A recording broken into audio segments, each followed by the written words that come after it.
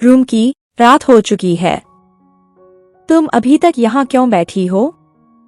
जाओ अपने भाई के साथ कुछ काम करो। जब तुम वापस आओगी मैं चली जाऊंगी। मेरे बोलते ही मेरी बेटी रुमकी ने मुस्कुराते हुए कहा, माँ, तुम हमेशा मुझे ही मेरे भाई के साथ काम पर पहले क्यों भेजती हो? तुम भी पहले जा सकती हो। अपनी बेटी रुमकी की बातें सुनकर मैंने आह भरी और कहा, माँ, मैं चाहूँ तो जा सकती हूँ, लेकिन अगर तुम मुझसे पहले अपने भाई के साथ काम करोगी तो तुम्हारा भाई विजन खुश रहेगा। इसीलिए मैं तुम्हें पहले काम पर भेज रही हूँ। जैसे ही मैंने बोलना समाप्त किया, मेरी बेटी रुमकी कुछ कहने ही वाली थी कि अचानक मेरा बेटा दीपक मेरे कमरे में आया और मेरी बेटी रुमकी के सामने ही मुझे थप्पड़ मार दिया। नमस्कार मेरे प्यारे दोस्तों, आप सब कैसे हैं? हर दिन की तरह आज मैं एक नए वीडियो के साथ हाजिर हूँ। आज मैं आपको अपने बेटे के साथ अपने जीवन की एक और अद्भुत सच्ची कहानी सुनाऊंगी। मुझे पता है आपने शायद ऐसी कहानी पहले कभी नहीं सुनी होगी। मैं पूरे यकीन के साथ कह सकता हूँ कि आज का वीडियो देखने के बाद आपको भी प्यास लगेगी। इसलिए आपसे अनुरोध है कि पूरा वीडियो देखें। तो चलिए अब कहानी पर आते हैं। मैं मनीषा रॉय हूँ। मेरी उम्र 40 वर्ष है। मैं विधवा हूँ। मेरे पति का निधन लगभग 6 साल पहले हो गया था। पति के जाने के बाद मैं बेहद अकेली हो गई थी। मेरा एक बेटा और एक बेटी है। मेरे बेटे का नाम दीपक कुमार है। दीपक 25 वर्ष का है। मेरी बेटी का नाम रुमकी है। रुमकी 22 वर्ष की है। मेरा बेटा दीपक पेशे से वेतनभोगी है। वह एक निजी कंपनी में काम करता है। मेरे पति के रहते मेरे बेटे को काम करने की जरूरत नहीं थी, लेकिन मेरे पति के देहांत के बाद से मेरा परिवार मेरे बेटे दीपक की कमाई पर ही चल रहा है। मेरी बेटी रुमकी फिलहाल कॉलेज में पढ़ रही है। मैं अपने 2 बच्चों के साथ दिल्ली में रहती हूँ। मेरे पति के देहांत के बाद से मेरे बेटे दीपक ने परिवार की सारी जिम्मेदारी अपने कंधों पर ले ली है। दीपक के परिवार की जिम्मेदारी संभालने के बाद मुझे किसी बात की चिंता नहीं करनी पड़ती। लेकिन सच कहूँ तो मुझे हमेशा अपने पति की कमी खलती रहती है। 40 साल की होने के बावजूद मैं अब भी बहुत खूबसूरत दिखती हूँ। मुझे देखकर मेरी उम्र का अंदाजा लगाना बहुत मुश्किल है। मैं हमेशा थोड़ा सलीके से रहने की कोशिश करती हूँ और शायद इसीलिए मेरी उम्र का अंदाजा लगाना मुश्किल है। आज हर दिन की तरह मैं अपने कमरे में बैठकर अपने पति के बारे में सोच रही हूँ। थोड़ी देर बाद जब मैं अपने पति के बारे में सोच रही थी, अचानक मेरा बेटा दीपक मेरे कमरे में आ गया। मेरा बेटा दीपक मेरे कमरे में आया और मुझे पुकारते हुए बोला, माँ, मैं ऑफिस जा रहा हूँ। क्या आपने नाश्ता कर लिया? दीपक की आवाज सुनते ही मेरी तंद्रा टूट गई। मैंने दीपक की ओर देखा और कहा, जी हाँ मेरे बेटे, मैंने खाना खा लिया है। अब तुम ध्यान से ऑफिस जाओ। मेरी बात सुनकर दीपक ने सहमति में सिर हिलाया और मेरे कमरे से निकल गया। जैसे ही मेरा बेटा दीपक मेरे सामने से गुजरा, मैंने एक गहरी सांस ली। मेरे पति के देहांत के बाद से मेरा बेटा दीपक दिन भर कड़ी मेहनत करता रहता है। वह सिर्फ अपने परिवार के बारे में सोचता है और एक माँ होने के नाते मैं अपने बेटे की किसी भी तरह से मदद नहीं कर सकती। मैं घर में बैठकर अपने बेटे दीपक के बारे में सोचती रहती थी। हर सुबह जब मेरे बेटे बेटियां घर से चले जाते थे तो मैं घर पर अकेली रह जाती थी। मैं घर के सारे कामकाज खुद करती थी और बाकी समय मैं धारावाहिक देखती थी। हालांकि मुझे सारा दिन इस तरह अकेले रहना अच्छा नहीं लगता था। मेरे मन में तरह तरह के विचार आते रहते थे। मैं एक औरत हूँ। बाकी सभी औरतों की तरह मेरे मन में भी कुछ इच्छाएं होती हैं, जिसकी वजह से अक्सर मैं बेचैन हो जाती हूँ।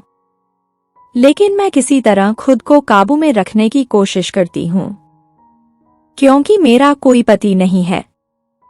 पति न होने की वजह से मेरी कोई रुचियां या इच्छाएं नहीं हैं।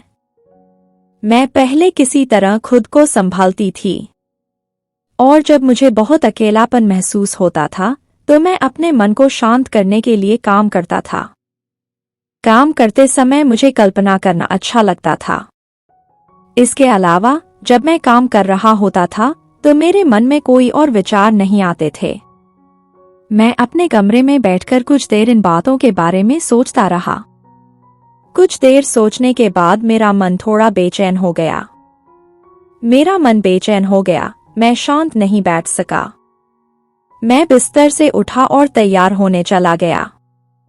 लगभग 5 मिनट तैयार होने के बाद मैं अपने कमरे में लौटा और घर के सारे काम करने लगा। मैंने लगभग 1 घंटा घर के सारे काम निपटाए, तभी अचानक मुझे बहुत ज्यादा थकान महसूस होने लगी। थकान महसूस होते ही मैंने थोड़ा आराम करने का सोचा। मैं काफी देर से लगातार काम कर रही थी। पहले मैं बहुत काम कर लेता था, तब मुझे इतनी थकान नहीं होती थी, लेकिन आजकल मैं ज्यादा देर तक काम नहीं कर पाता। थोड़ा सा काम करने के बाद ही थक जाता हूँ। मैं आराम करने के लिए अपने कमरे में वापस आया और बिस्तर पर बैठ गया। मैं अपने बिस्तर पर बैठ गई और अपने बच्चों के बारे में सोचने लगी। लगभग 1 मिनट तक बिस्तर पर बैठने के बाद मुझे अपना मन बेचैन होने लगा। मेरा मन बेचैन होने लगा तो मैंने अपना फोन उठाया और मन को शांत करने के लिए सीरियल देखने लगी। मैं अपने खाली समय में हर रोज सीरियल देखती हूँ। मुझे खाली समय में सीरियल देखना अच्छा लगता है। मैं अपने कमरे में बैठकर लगभग 15 मिनट तक यह सीरियल देखता रहा और मेरी आंखों में पानी आ गया। मैं खुद को रोक नहीं पाया और मेरी आंखों में आंसू उमड़ पड़े। मैं अपनी सीट से उठा और अपने कमरे में सीरियल देखते हुए काम करने लगा। काफी देर तक सीरियल देखने और कमरे में काम करने के बाद मेरा सारा काम खत्म हो गया। काम खत्म होते ही मैंने चैन की सांस ली।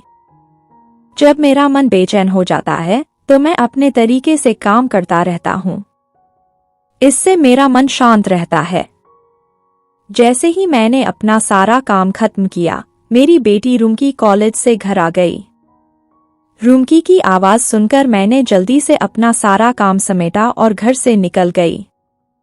जैसे ही मैं अपने कमरे से बाहर निकली, मेरी बेटी रुमकी अचानक मेरे सामने खड़ी हो गई। मेरी बेटी रुमकी मेरे सामने खड़ी हुई, मेरे चेहरे को देखा और थोड़ी हैरानी से मुझसे पूछा, माँ, आपको इतना पसीना क्यों आ रहा है? क्या आप बहुत ज्यादा काम कर रही थीं? अपनी बेटी रुमकी की बात सुनकर मैंने अपना सिर नीचे कर लिया। मैं अपनी बेटी को यह नहीं समझा सकती कि मैं घर में इतने दिन काम करने से थक गई हूँ। अगर रुमकी को पता चल गया कि मैं घर के काम करते करते थक गई हूँ तो रुमकी मुझे और काम नहीं करने देगी। जब मैं यही सोच रही थी तभी रुमकी ने मुझसे फिर कहा, माँ, आप अचानक चुप क्यों हो गईं? मैंने आपसे कुछ पूछा था, माँ। रुमकी की बात सुनते ही मैंने अपनी बेटी रुमकी की ओर देखा और मुस्कुराते हुए कहा, रुमकी को मत बताना, माँ, अभी गर्मी बहुत है, इसीलिए मुझे थोड़ा पसीना आ रहा है। और मुझे काम पर क्यों जाना चाहिए? मैं तो सारा दिन घर पर ही रहता हूँ। मैं मेहनत नहीं करता, बेटा। मेरी बातें सुनकर मेरी बेटी रुमकी 1 मिनट तक मुझे घूरती रही। रुमकी की उस नजर का मतलब मुझे सच में समझ नहीं आया। इसके अलावा मेरी बेटी रुमकी ने पहले कभी मुझे इस तरह नहीं देखा था। मुझे समझ नहीं आ रहा कि रुमकी अचानक मुझे इस तरह क्यों देख रही है। मेरी बेटी रुमकी ने कुछ पल मेरी तरफ देखा, फिर आह भरी और अपने कमरे की ओर चल पड़ी। रुमकी को अपने कमरे की ओर जाते देख मैंने चैन की सांस ली। अगर रुमकी को पता चल जाता कि मैं काम से थक गई हूँ तो वह मुझे फिर कभी कोई घरेलू काम नहीं करने देती। और अगर मैं बिना कोई घरेलू काम किए बस वहीं बैठी रहती, लेकिन मेरा मन और भी बेचैन हो जाएगा। मैंने इन बातों के बारे में सोचा और अपने कमरे में वापस चला गया। कमरे में आकर मैंने स्नान किया और दोपहर का भोजन किया। दोपहर का खाना खाने के बाद मैं अपने कमरे में बैठा हूं। लेकिन पता नहीं क्यों आज मेरी तबीयत ठीक नहीं है। मेरे मन में तरह तरह के विचार चल रहे हैं। मेरा बेटा दीपक सुबह से शाम तक अपने दफ्तर में काम करता रहा। घर लौटने के बाद भी उसने आराम नहीं किया। घर लौटने के बाद भी दीपक अपने कमरे में काम करता रहा। मैं अपने बेटे दीपक की पढ़ाई में मदद करना चाहती हूँ, लेकिन सच कहूँ तो मैं यह बात दीपक को कभी बता नहीं पाई, क्योंकि मुझे पता है कि अगर मैं उसे बता भी दूं तो मेरा बेटा दीपक मेरी बात नहीं सुनेगा, बल्कि उन्हें मुझ पर गर्व होगा। मेरे पति के चले जाने के बाद मैं खुद काम करना चाहती थी, लेकिन मेरे बेटे दीपक ने मुझे साफ साफ कह दिया कि मैं कोई भी नौकरी नहीं कर पाऊंगी। मैं और क्या करती? मैंने भी अपने बेटे दीपक की सलाह मानकर नौकरी करने के बजाय परिवार की जिम्मेदारी संभालनी शुरू कर दी। मैं अपने कमरे में बैठकर इन सब बातों के बारे में सोच रही थी। दीपक के बारे में सोचते सोचते मेरे मन में कुछ हलचल होने लगी। कुछ देर और अपने कमरे में बैठने के बाद मैं अपने कमरे से निकलकर सीधे अपनी बेटी रुमकी के कमरे में गई। कॉलेज से घर लौटने के बाद से उसने मुझसे बात नहीं की थी। रुमकी अब अपने कमरे में क्या कर रही है, मुझे यही देखना है। जैसे ही मैं अपनी बेटी रुमकी के कमरे के सामने आई, मैंने देखा कि उसके कमरे का दरवाजा थोड़ा खुला हुआ था। मैं रुमकी के दरवाजे के सामने खड़ा था और धीरे से दरवाजा खोला। तभी मेरी नजर मेरी बेटी रुमकी पर पड़ी। अपनी बेटी रुमकी को देखते ही मैं अचंभित रह गया। मैंने अपनी बेटी रुमकी को उसके कमरे में ध्यान करते हुए देखा। उसे इस तरह ध्यान करते देखकर मैं दंग रह गई। मैंने कभी सोचा भी नहीं था कि मेरी बेटी रुमकी अपने कमरे में भी ध्यान कर सकती है। इसके अलावा रुमकी ये सब अपने कमरे में करती है। रुमकी ने मुझे ये कभी नहीं बताया। मैं काफी देर तक चुपचाप अपनी बेटी रुमकी के दरवाजे के सामने खड़ी रही और मेरी आंखों से आंसू बहने लगे। मैं अब खुद को संभाल नहीं पा रही थी। मैंने अपने आंसू पोंछे और मन ही मन कुछ सोचने लगी। मैंने अपनी बेटी रुमकी से कहा, रुमकी, क्या तुम अपने कमरे में काम कर रही हो? तुम कब से इस तरह काम कर रही हो? मेरी बेटी रुमकी मेरी बात सुनकर रुक गई। मेरी बेटी रुमकी रुक गई और आश्चर्य से मेरी तरफ देखकर बोली, माँ, तुम यहाँ हो, तुम कब आए? मैंने रुमकी के सवाल का जवाब नहीं दिया। इसके बजाय मैं अपनी बेटी रुमकी की ओर चल पड़ा। मैं अपनी बेटी रुमकी की ओर बढ़ा और रुमकी से कहा, माँ, आपको मुझे बताना चाहिए था कि आप क्या कर रही थी। क्या मैं आपको रोकती? मेरी बात सुनकर रुमकी थोड़ी हैरान हुई और मुझसे बोली, माँ, क्या आप मेरे प्रति कुछ ज्यादा ही घमंडी हैं? माँ, मेरी तबीयत ठीक नहीं थी, इसलिए मैं थोड़ा ज्यादा काम कर रही थी। अगर आपने ऐसा कहा तो मैं फिर कभी काम नहीं करूंगी, माँ। मेरी बेटी रुमकी के बोलते ही मैंने उसके सिर पर धीरे से हाथ फेरा और मुस्कुराते हुए कहा, रुमकी, बात वो नहीं है जो तुम सोच रही हो। मैं तुमसे एक निवेदन करने आई हूँ, माँ। मेरी बात सुनकर मेरी बेटी रुमकी थोड़ी हैरान हुई और बोली, आप मुझसे निवेदन करने आई हैं? मुझे ठीक से समझ नहीं आया, माँ। मेरी बेटी रुमकी के बोलते ही मैंने कहा, रुमकी, तुम्हें पता है तुम्हारा भाई दिन भर दफ्तर में कड़ी मेहनत करता है और हमारे बारे में सोचता रहता है, और रात को घर लौटने के बाद वह अपने कमरे में बैठकर अकेले काम करता है। क्या तुम अपने बड़े भाई के काम में थोड़ी मदद नहीं कर सकते? क्या तुम उसके साथ काम करके उसे खुश नहीं कर सकते? मेरी बातें सुनकर मेरी बेटी रुमकी ने अपना सिर झुका लिया। कुछ सोचते हुए रुमकी ने अपना सिर झुकाया और मुझसे कहा, माँ, चिंता मत करो। आज से मैं अपने भाई के साथ काम करूंगी। हमेशा अपने भाई को खुश रखना मेरी जिम्मेदारी है। अपनी बेटी रुमकी की बातें सुनकर मुझे मन को शांति मिली। जैसा कि मैंने कहा, घर लौटने के बाद पहले 2 दिन रुमकी मेरे बेटे दीपक के साथ काम करेगी। लेकिन सच कहूँ तो मेरी बेटी रुमकी के मेरे बेटे दीपक के साथ काम करने के बाद मैं भी अपने बेटे के साथ काम करूंगा। लेकिन रात हो जाने के बाद भी मेरी बेटी रुमकी अपने कमरे में बैठी रही। यह देखकर मुझे थोड़ी हैरानी हुई और मैं रुमकी के कमरे में गई। जब मैं अपनी बेटी रुमकी के कमरे में पहुंची और उसे अपने कमरे में बैठे देखा तो मुझे थोड़ी हैरानी हुई और मैंने रुमकी से कहा, रुमकी, रात हो चुकी है, तुम अभी तक यहाँ क्यों बैठी हो? जाओ अपने भाई के साथ कुछ काम करो। जब तुम वापस आओगी मैं चली जाऊंगी। मेरे बोलते ही मेरी बेटी रुमकी ने मुस्कुराते हुए कहा, माँ, तुम हमेशा मुझे ही मेरे भाई के साथ काम पर पहले क्यों भेजती हो? तुम भी पहले जा सकती हो। अपनी बेटी रुमकी की बातें सुनकर मैंने आह भरी और कहा, माँ, मैं चाहूँ तो जा सकती हूँ, लेकिन अगर तुम मुझसे पहले अपने भाई के साथ काम करोगी तो तुम्हारा भाई विजन खुश रहेगा। इसीलिए मैं तुम्हें पहले काम पर भेज रही हूँ। जैसे ही मैंने बोलना समाप्त किया, मेरी बेटी रुमकी कुछ कहने ही वाली थी कि अचानक मेरा बेटा दीपक मेरे कमरे में आया और मेरी बेटी रुमकी के सामने मुझसे बोला, माँ, आज से आप और रुमकी मेरे साथ मिलकर काम करेंगी। अगर आप और बहन मेरे साथ मिलकर काम करेंगी तो मेरा काम जल्दी हो जाएगा और हम सब साथ बैठकर बातें और गपशप कर सकेंगे। अपने बेटे दीपक की बातें सुनकर मुझे अपने कानों पर विश्वास नहीं हुआ। मैंने कुछ देर तक अपने बेटे दीपक को देखा और फिर उससे कहा, क्या तुम सच कह रहे हो बेटे? तुम हमारे साथ काम करोगे?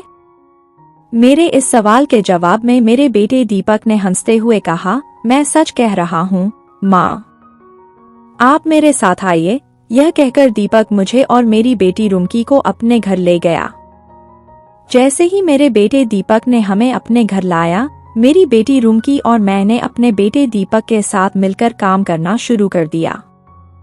सच कहूँ तो मुझे दीपक के साथ इस तरह काम करने का विचार अच्छा लगता है और फिर भी मेरी बेटी रुमकी और मैं हमेशा अपने बेटे दीपक के साथ इसी तरह काम करते आए हैं।